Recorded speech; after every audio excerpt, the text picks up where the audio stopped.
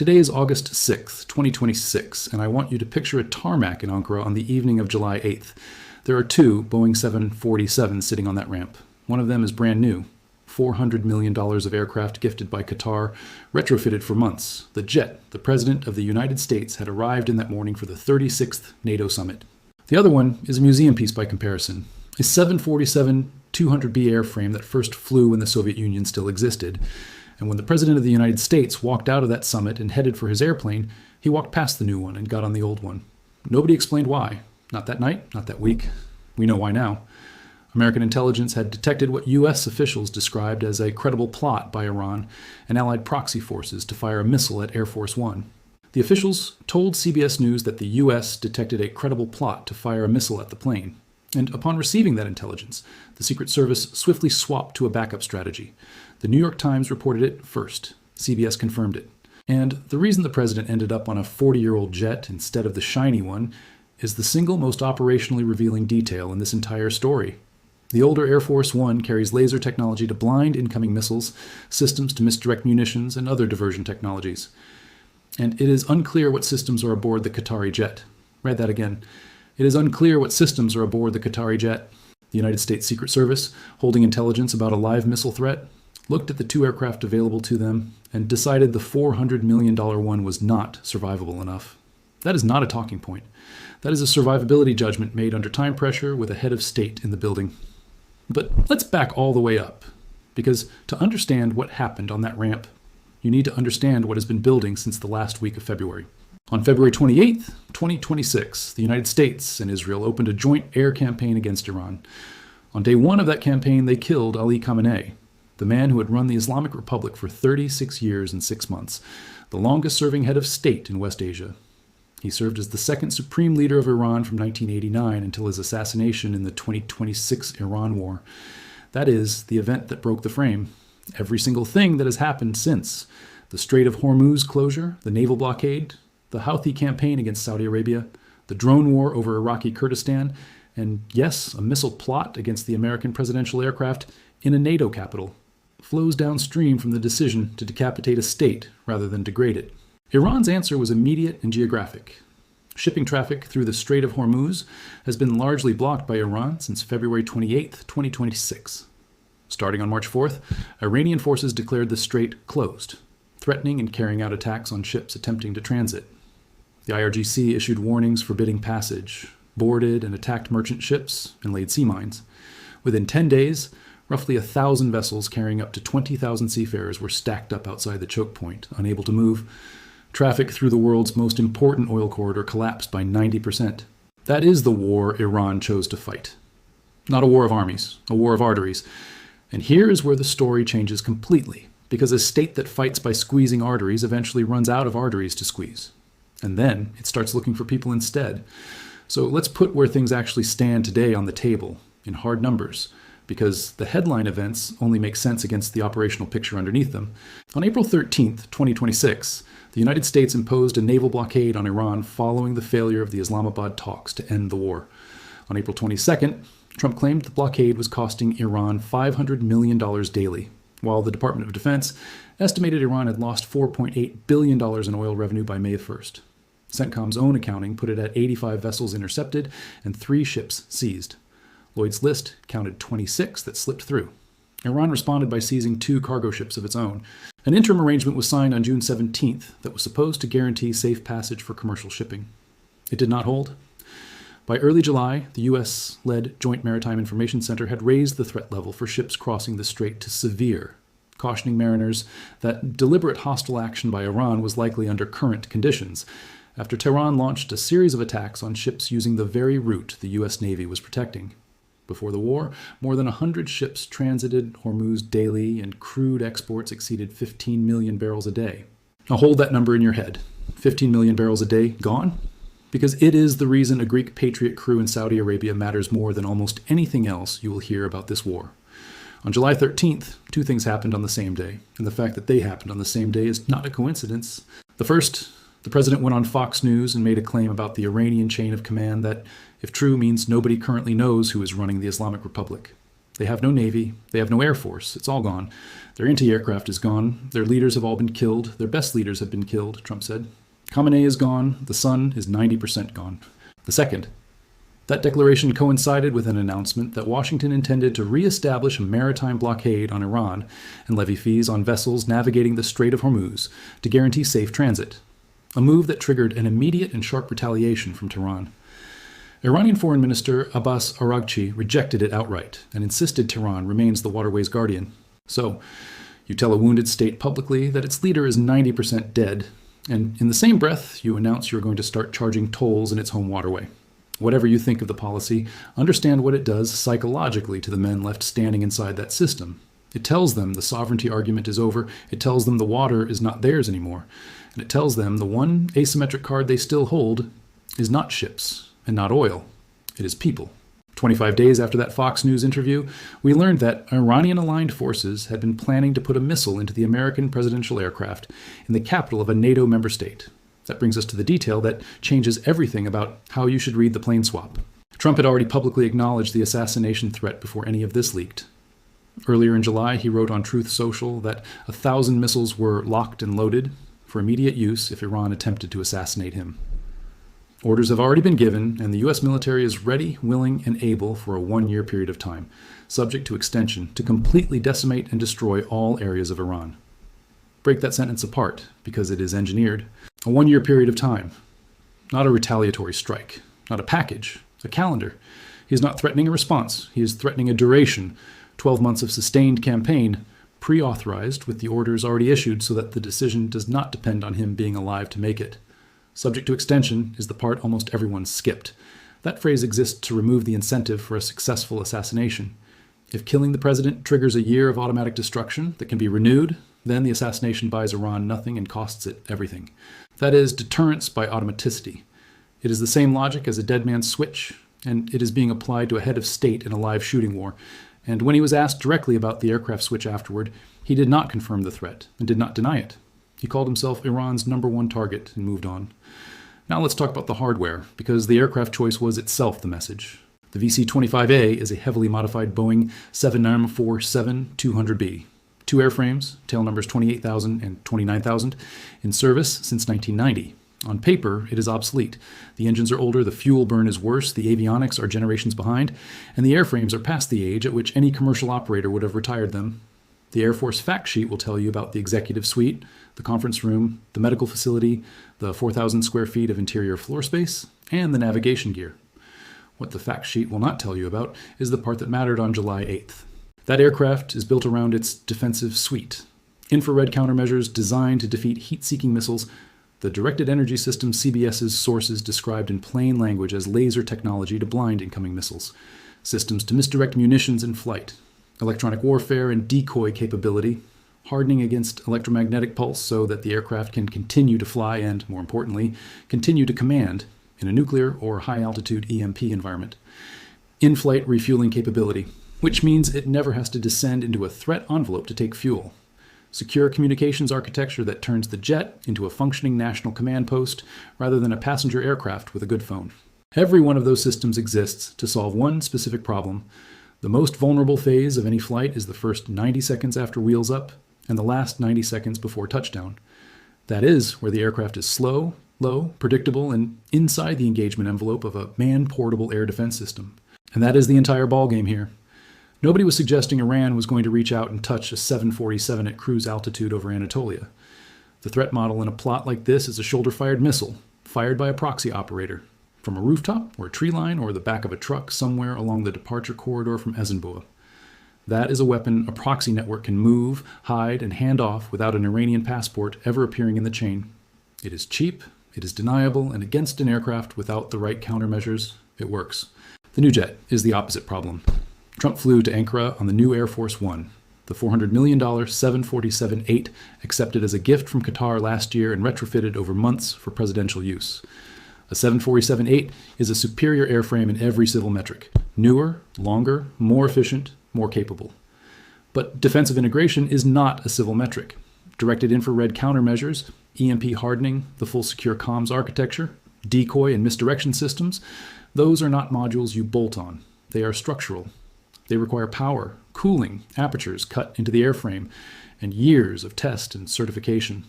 Months of retrofit gets you a presidential interior and a communications fit out. It does not get you a survivable aircraft.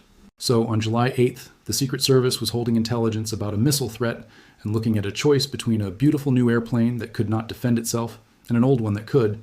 They took the old one. Trump flew from Ankara to the United Kingdom in the old Air Force One before switching back to the newer plane to complete his trip back to the United States. That last detail is the tell. He switched back for the transatlantic leg. Because over open ocean, at altitude, outside any proxy's reach, the countermeasures are irrelevant, and the newer airframe is simply the better ride. The swap was surgical. It was scoped precisely to the threat envelope and no further. That is not panic. That is a threat assessment being executed with a scalpel. And here is what most of the coverage missed entirely: the fighters. When American fighters escort the presidential aircraft, they are not flying a parade formation. They are executing what is functionally a defensive counter-air mission with a moving defended asset. In a conventional DCA tasking, you are protecting a point on the ground, an airfield, a corridor, a piece of terrain. You establish a combat air patrol, you divide the sky into sectors, and every set of eyes and every radar owns a quadrant. The discipline is total, because the failure mode is silent. Nothing looks wrong until something is already inside your ring. An escort mission is that same problem with a defended point moving at 500 knots. The doctrine goes back to the 8th Air Force flying long-range escort for bomber streams over Germany, and the fundamentals have not changed in 80 years. Eyes out. Radar warning receiver monitored constantly. Sectors assigned and never abandoned. And the last-ditch protocol that every pilot on that tasking briefs, and nobody ever wants to execute. If the shot cannot be defeated any other way, you put your aircraft between the weapon and the asset. Think about what that means as a job description. Somewhere in the sky over Ankara on July 8th, there were crews whose brief included the possibility of dying deliberately so that a 747 would land. That is the layer of this story with actual human weight in it, and it is the layer nobody wrote about. But the fighters also reveal the limitation. Fighter escort is superb against aircraft, drones, and cruise missiles. It is close to useless against a man on a rooftop with a shoulder-launched weapon and a 4-second engagement window. Against that threat, the only thing standing between the aircraft and the ground is the aircraft's own defensive suite, which is exactly why the Secret Service made the call it made, and exactly why the choice of airframe was not a preference.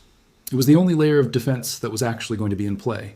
Now, the adversary architecture, because the phrase Iranian proxy forces is doing an enormous amount of work in the reporting, and almost nobody unpacks it.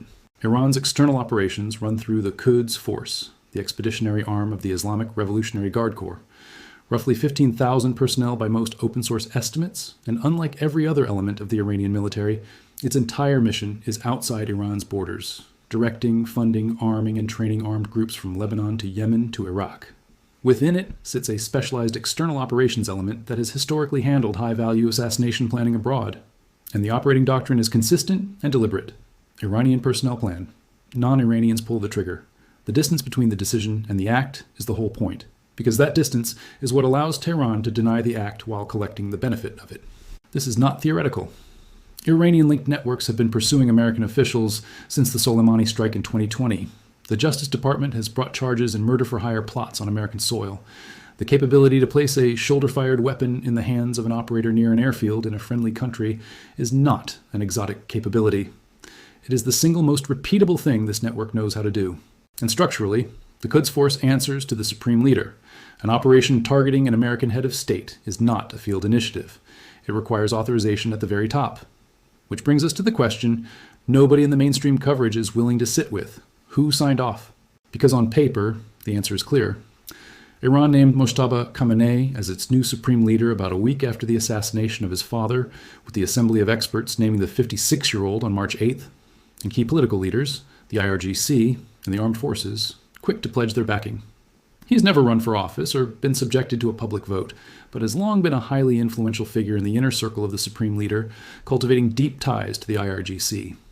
The assembly picked him based on the late supreme leader's advice that Iran's top leader should be hated by the enemy, rather than praised by it, a selection criterion that tells you the assembly was choosing for defiance signaling, not governance capacity. On paper. Now the reality. Mojtaba has not appeared before the public even once since he was made supreme leader. He is said to be recovering from injuries suffered in an airstrike and was not present at his father's funeral ceremonies. Not a single public appearance in 5 months. He missed his own father's funeral. And the President of the United States is telling a national television audience that he is 90% dead. Read that carefully. Because the analytical consequence is enormous. Iran has a supreme leader who exists as a name on official documents and nothing else. The constitutional structure has a designated occupant, so the Assembly of Experts is not required to convene. So no succession process opens. So no rival faction gets a formal opening to contest the office. The chair is not empty. But it also may not be occupied in any operational sense. And that means the actual decision to authorize an attempt on the American presidential aircraft was made by somebody. And we cannot say with confidence who. It could have been a functioning Mojtaba Khomeini signing off from wherever he is being treated. It could have been an IRGC command structure that has stopped waiting for clerical authorization and started generating its own. It could have been a Quds Force element operating on standing guidance issued months ago by a man who is now dead. Each of those is a different Iran, with a different escalation ceiling and a different set of things it can be deterred from doing. That uncertainty is not a footnote. It is the central strategic fact of August 2026. Now let's put the last 2 weeks of operational reality on the table, because 3 separate pressure tracks are converging right now, and the convergence is producing an effect none of them would produce alone. Track 1 is financial, and it is running through Saudi Arabia's coastline. On July 25th, Yemen's Houthi group said it struck Saudi Aramco-affiliated facilities in Jizan and Yanbu with dozens of ballistic and cruise missiles and drones, calling it retaliation for Saudi airstrikes on Hodeidah and Qamaran Island. A missile strike set 2 of the Jizan refinery's storage tanks ablaze. NASA's fire detection satellites picked up the thermal anomaly at the site before anyone official confirmed anything. The refinery, which processes 400,000 barrels of crude per day, suffered damage to its integrated gasification combined cycle complex and tank farm area, and repairs are expected to be completed with operations resuming by August 15th, according to consultancy IIR. That restart date is 10 days from today, which means, as I am speaking, 400,000 barrels a day of Saudi refining capacity is still dark. But Jazan is the smaller story. In Yanbu, Saudi Arabia's principal West Coast export gateway, 2 ballistic missiles aimed at oil installations were intercepted by a Patriot battery operated in Saudi Arabia by the Greek military under an agreement with Riyadh. Here is why that interception may be the most consequential defensive engagement of the entire war. Saudi Aramco built the East-West pipeline, the petrolane, during the Iran-Iraq War as a strategic insurance against exactly the scenario now unfolding. A hostile power closing the Strait of Hormuz. For 4 decades, it sat largely dormant as a contingency. In 2026, it became the world's most important piece of energy infrastructure. The petroline runs 1,001 kilometers from the Abqaiq processing complex in the eastern province to Yanbu on the Red Sea coast. At its designed maximum of 5 million barrels per day, it could not fully replace Hormuz-routed exports, so Aramco pushed it to 7 million by converting parallel natural gas liquids pipelines to crude service. They exceeded the design ceiling of a 40-year-old pipeline by 40% by repurposing gas infrastructure to carry crude. That is not an optimization. That is an emergency measure, sustained for months on infrastructure that was never engineered for it. And the output all goes to one place. Of the 7 million barrels reaching the Red Sea coast each day, roughly 2 million feeds Saudi domestic refineries, and the remainder loads onto tankers at Yanbu's north and south terminals. Signal Ocean ship tracking data showed Yanbu loadings reaching 4.7 million barrels per day around July 13th, the highest in the terminal's history. Capeler data confirmed that Yanbu accounted for 92% of Saudi Arabia's seaborne crude exports in June. 92% through one terminal. There is no third corridor. Kuwait, Qatar, and Iraq have no comparable overland alternatives, and their Hormuz-dependent exports are completely stopped. So, on July 25th, 2 ballistic missiles were inbound toward the single node carrying 9/10 of the crude exports of the world's swing producer, and the thing that stopped them was a Patriot battery crewed by Greek soldiers. Not American, not Saudi. Greek. Deployed under a bilateral agreement with Riyadh that almost nobody outside the energy and defense press had ever heard of before that Saturday. That is how thin the margin is. That is the actual structure holding global energy supply together in August 2026. And the exit from Yanbu runs through Bab el-Mandeb, roughly 18 miles wide at its narrowest point, connecting the Red Sea to the Gulf of Aden. Roughly 12% of global trade and about a quarter of container traffic normally pass through that waterway. The Houthis have threatened to target Saudi oil operations and restrict Saudi-linked shipping through it, and they have declared a naval blockade of Saudi Arabia outright. Which means the map now has 2 choke points, both under threat, both feeding the same country's exports, and no third door. Track 2 is military, and it is running through northern Iraq. Iran's forces have carried out heavy airstrikes on bases belonging to Iranian Kurdish militia groups in Iraqi Kurdistan, unprecedented attacks that underscore Tehran's fear that these militias could become more offensive amid the instability fueled by the war.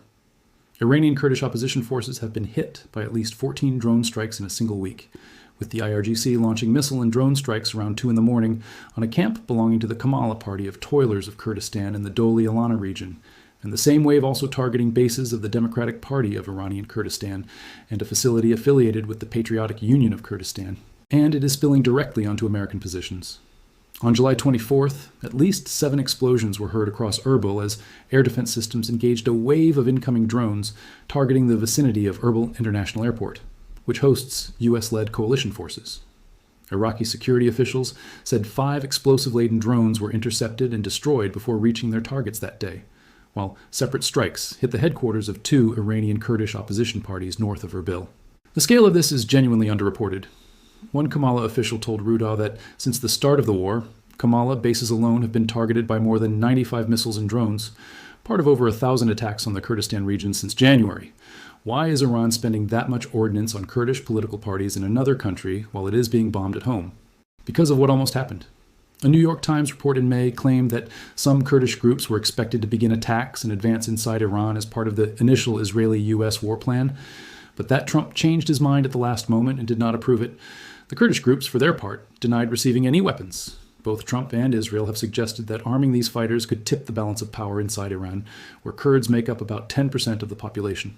So Tehran knows the plan existed, it knows the plan was approved and then pulled, and it has concluded that the plan can be unpulled at any moment. Every drone launched at a camp in Doli-Alana is Iran trying to destroy an option before Washington decides to exercise it. Several Kurdish party leaders say they command military formations and organizational structures inside Kurdish areas of Iran, in addition to their bases in Iraq. And one Kamala Political Bureau member claimed his party had sleeper cells and networks that participated in the anti-government protests inside Iran in December and January, until they were violently crushed by security forces. The cost of that positioning is being paid in funerals. Since the start of the war, 13 fighters connected to that one party alone have been killed in Iranian attacks, and members of the Kamala Party of Iranian Kurdistan were buried in Suleimania on July 19th after a missile strike on the group's headquarters. Track 3 is psychological, and it is running through the sky over NATO's eastern flank. Romania shot down a suspected Russian drone after it crossed into its airspace on Sunday, July 26th, the third such incursion in 3 days. 2 Romanian F-16s scrambled from the Fitești airbase under NATO's operational command and shot down the drone over the Black Sea in the Salina-Cilia area. Romanian President Nicu Șordan added that one of the earlier intercepted drones appeared to be a Shahed type, used by the Russian Federation in the war against Ukraine, and NATO's SHAPE spokesman confirmed it was the 4th recent downing by Romania of a drone violating alliance airspace. Iranian-designed airframes, built under license in Russia, being shot out of NATO skies by American-built fighters flown by Romanian pilots under alliance command. That is one weapons lineage connecting 3 theaters, and every intercept is a data point in a much larger calculation being run in a dozen capitals about where the line actually is and what happens if it moves. Now put all 3 together on the same calendar. Iran's export economy is being strangled at sea. Iran's ability to project through Kurdish territory is being contested, and it is burning down its own options preemptively. Iran's identity as guardian of the strait is being publicly stripped by an American toll proposal. And Iran's leadership is a name on a document who has not been seen in 5 months. A state under all 4 of those pressures simultaneously does not get more cautious. It gets less predictable. Because every conventional card it holds is being taken off the table one at a time, and what remains are the asymmetric ones. The proxy, the plot, the missile on the shoulder near the airfield. That is the honest strategic assessment, and it is not the one you will get from either government. The American narrative is that Iranian capability has collapsed. No Navy, no Air Force, no air defense, leadership eliminated. Some of that is measurably true. The naval blockade numbers are real, the leadership losses are real, and the degradation of Iranian conventional capacity has been extensive. But collapsed capability and eliminated capability are not the same thing, and the Ankara plot is the proof. Iran's external network did not require a Navy, an Air Force, or a functioning air defense system to plan an attempt on the American presidential aircraft in a NATO capital. It required a proxy, a weapon that fits on a shoulder and someone with the authority to say yes. All 3 of those still exist. None of them shows up in a battle damage assessment. The Iranian narrative is that Tehran remains the guardian of the strait and the sovereign master of its own waters. That is theater. Yanbu is Saudi Arabia's entire export operation during the Hormuz closure, which means Iran's chokehold did not stop the oil. It rerouted it 1,200 kilometers overland to a coast Iran cannot reach except through a proxy in Yemen. The strategy that was supposed to hold the world hostage instead handed Saudi Arabia a monopoly corridor and handed the Houthis the leverage. That is not guardianship.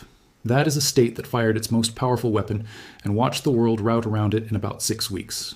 What both narratives are hiding is the same thing, and it is the structural risk that should keep serious people up at night. It is not the missiles. It is not the refinery. It is not even the plot against Air Force One. It is that there is no longer a reliable address in Tehran. Deterrence is not a function of force. It is a function of communication. It requires a sender, a receiver, and confidence on both ends that a message delivered is a message received by someone with the authority to act on it. The entire architecture of 1 year, subject to extension, only works if there is a person in Iran who hears it, believes it, and can order the plot stopped. We have no confidence that person exists right now. Mujtaba has not appeared publicly a single time since his selection, with people raising questions about his condition.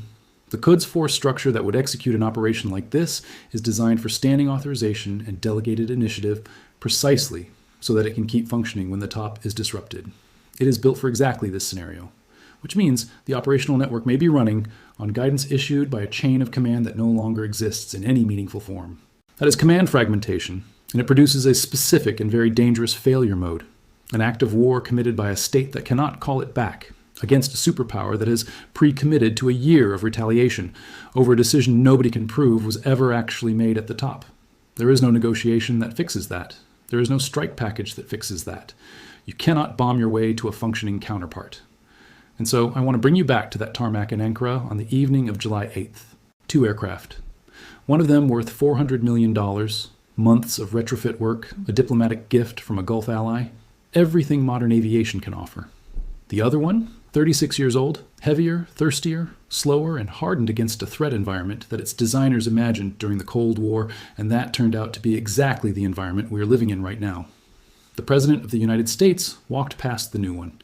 And the reason he walked past it is that somewhere within reach of that departure corridor, according to American intelligence, there was a proxy operator with a missile, dispatched by a network that answers to an office in Tehran whose occupant has not been seen alive by anyone outside a hospital room in 5 months, acting on an authorization that may have been signed by a man who is 90% dead, or by nobody at all.